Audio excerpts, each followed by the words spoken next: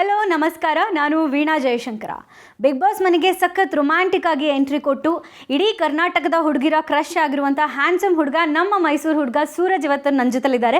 ಬನ್ನಿ ಅವರ big boss journey ಹೇಗಿತ್ತು ಅಂತ ಅವ್ರ ಬಾಯಿಂದಾನೇ ಕೇಳೋಣ. ವೆಲ್ಕಮ್ ಸೂರಜ್ ನ್ಯೂಸ್ 18ಗೆ. Thank you ma'am. ಹೇಗಿದ್ದೀರಾ? ಚೆನ್ನಾಗಿದ್ದೀನಿ, ನೀವು? ಚೆನ್ನಾಗಿದ್ದೀನಿ, ಥ್ಯಾಂಕ್ ಯು. ಹೇಗಿತ್ತು ಒಟ್ಟು big boss journey? So ma'am, big boss journey ಬಗ್ಗೆ ಹೇಳಬೇಕು ಅಂದರೆ it was quite an experience ಅಂತಲೇ ಹೇಳ್ಬೋದು. ಬಿಕಾಸ್ ಎಲ್ಲರಿಗೂ ಈ ಆಪರ್ಚುನಿಟಿ ಸಿಗಲ್ಲ. ಆ್ಯಂಡ್ ಮೋರ್ ಓವರ್ ನಾನು ಡೇ ಒನ್ನಿಂದ ಆಲ್ಮೋಸ್ಟ್ ಮೋರ್ ದ್ಯಾನ್ 70 days ಅಲ್ಲಿದ್ದೆ. ಸೊ ತುಂಬಾ ವಿಷಯ ಕಲಿಯೋಕ್ಕೆ ಸಿಕ್ತು ನನಗೆ. ಆ್ಯಂಡ್ ಆಲ್ಸೋ ಹೇಗೆ ಒಬ್ಬನೇ ನಾನು ಎಷ್ಟು ಸ್ಟ್ರಾಂಗ್ ಆಗಿರಬಲ್ಲೆ ಅಂತ ನಾನು ಅಲ್ಲಿ ಹೋಗಿ ಕಲ್ತ್ಕೊಂಡೆ. So it was a very amazing journey ಅಂತ ಹೇಳ್ತೀನಿ ನಾನು. ನೀವು ವೈಲ್ಡ್ ಕಾರ್ಡ್ ಎಂಟ್ರಿ ಆಗಿ ಹೋದ್ರೂ ತುಂಬ ಜನಕ್ಕೆ ಇಷ್ಟ ಆದ್ರಿ, ಮನೆಯವ್ರಿಗೂ ಮತ್ತು ಹೊರಗೂ ಕೂಡ. ಮನೆಯಲ್ಲಿ ನಿಮ್ಮನ್ನು ಹೇಟ್ ಮಾಡ್ತಿದ್ದವರು ಅನ್ನೋ ಎಕ್ಸಾಂಪಲ್ಲೇ ಇಲ್ಲ. ಎಲ್ಲರೂ ನಿಮ್ಮ ಜೊತೆ ಚೆನ್ನಾಗೇ ಇದ್ದರು, ಬರುವಾಗ ತುಂಬ ಬೇಜಾರು ಮಾಡಿಕೊಂಡ್ರು. ಅದ್ರ ಬಗ್ಗೆ ಏನು ಅನಿಸುತ್ತೆ? ಅಂದರೆ ಇಷ್ಟು ಜನದ ಪ್ರೀತಿ ಸಿಗುತ್ತೆ ಅಂತ ಎಕ್ಸ್ಪೆಕ್ಟ್ ಮಾಡಿದ್ರ ಹೋಗುವಾಗ? ಇಲ್ಲ ಮ್ಯಾಮ್, ನಾನು ತುಂಬ ಈಸಿಯಾಗಿ ಜೆಲ್ ಆಗಲ್ಲ ಜನರ ಜೊತೆ. ಬಟ್ ಈ ಮನೆಯಲ್ಲಿ ರಿಸರ್ವ್ಡ್ ಆಗಿರ್ತಿದ್ದೆ. ಬಟ್ ಈ ಮನೇಲಿ ಹೋಗ್ತಾ ಹೋಗ್ತಾ ಎಲ್ಲರ ಜೊತೆ ಬೇರೆ ಬೇರೆ ಥರ ಬಾಂಡಿಂಗ್ ಸ್ಟಾರ್ಟ್ ಆಯಿತು. ಅದು ತಮಾಷೆ ರೀತಿ ಎಲ್ಲ ಆಗಿರ್ಬೋದು, ಅಥವಾ ಈಗ ತುಂಬ ಜೆನ್ಯೂನಾಗಿ ಈಗ ನಾನು ಅಶ್ವಿನಿ ಮ್ಯಾಮ್ ಎಲ್ಲ ತೊಗೊಂಡೆ. ಸೊ ತುಂಬಾ ಒಂಥರ ಒಂದು ಫ್ಯಾಮ್ಲಿ ಥರ ಇದ್ವಿ. So all of a sudden evict ಆಗಿ ಬರ್ಬೇಕಾದ್ರೆ ಅವ್ರಿಗೆಲ್ಲ ಒಂದು ಬಾಯಿ ಹೇಳೋಕ್ಕೂ ಸಿಗಲಿಲ್ಲ. ಸೊ ಅದು ಸ್ವಲ್ಪ ಬೇಜಾರಿದೆ. ಬಿಟ್ಟು ಆಬ್ವಿಯಸ್ಲಿ ಮಿಸ್ ಮಾಡ್ಕೋತಾ ಇದ್ದೀನಿ ಮನೇನ.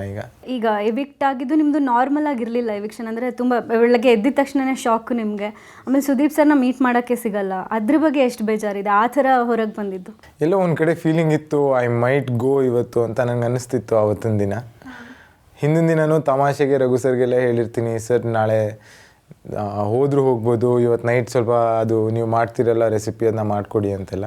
ಅವ್ರು ಮಾಡಿಕೊಟ್ರು. ಬಟ್ ನೆಕ್ಸ್ಟ್ ಡೇ ಬೆಳಿಗ್ಗೆ ಬೇಗ ಎದ್ದೇಳ್ತೀನಿ ಎಲ್ರಿಗೂ ಮುಂಚೆ. ಅಶ್ವಿನಿ ಮ್ಯಾಮ್ ಬರ್ತಾರೆ, ಕಾಫಿ ಎಲ್ಲ ಮಾಡಿಕೊಡ್ತೀನಿ ನಾನೇ, ಕುತ್ಕೊಂಡು ಒಂದು ಕಾನ್ವರ್ಸೇಷನ್ ಎಲ್ಲ ಆಗುತ್ತೆ. ಅದಾದಮೇಲೂ ಎಲ್ಲೋ ಒಂಥರ I had that feeling, okay I might go ಇವತ್ತು ಅಂತ. ಆ ಬ್ಲೈಂಡ್ಸ್ ಓಪನ್ ಆದಾಗ ಸ್ಟ್ರೈಟಾಗಿ ನಂದೇ ಫೋಟೋ ಕಾಣುತ್ತೆ. I had that gut feeling. But effect ಆಗೋಗ್ತೀನಿ ಅಂತ 100% ಕನ್ಫರ್ಮ್ ಇರಲಿಲ್ಲ. ಬಟ್ ಆಯಿತು. ಎಲ್ಲಿ ತಪ್ಪಿದ್ರಿ ಅಂತ ಅನಿಸುತ್ತೆ?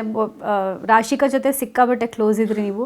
ಅದೆಲ್ಲಾದರೂ ಹೊಡೆತ ಬಿತ್ತು ಅಂತ ಅನ್ಸುತ್ತೆ, ಅಥವಾ ಕಿಚನ್ಗೆ ಸೀಮಿತ ಆಗಿಬಿಟ್ಟೆ ಇನ್ನೊಂಚೂರು ಎಲ್ಲಾದರೂ ಬೆಟರ್ ಕೊಡಬೇಕಿತ್ತು ಅಂತ ನಿಮ್ಗೆ ಇವಾಗ ರಿಗ್ರೆಟ್ ಆಗ್ತಿರುತ್ತಾ?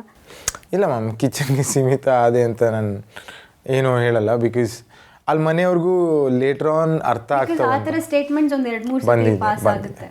ಬಟ್ ಲೇಟರ್ ಆನ್ ಅವ್ರಿಗೆ ರಿಯಲೈಸ್ ಆಗುತ್ತೆ ಕಿಚನಲ್ಲಿ ಕೆಲಸ ಮಾಡೋದು ಎಷ್ಟು ಕಷ್ಟ ಅಂತ.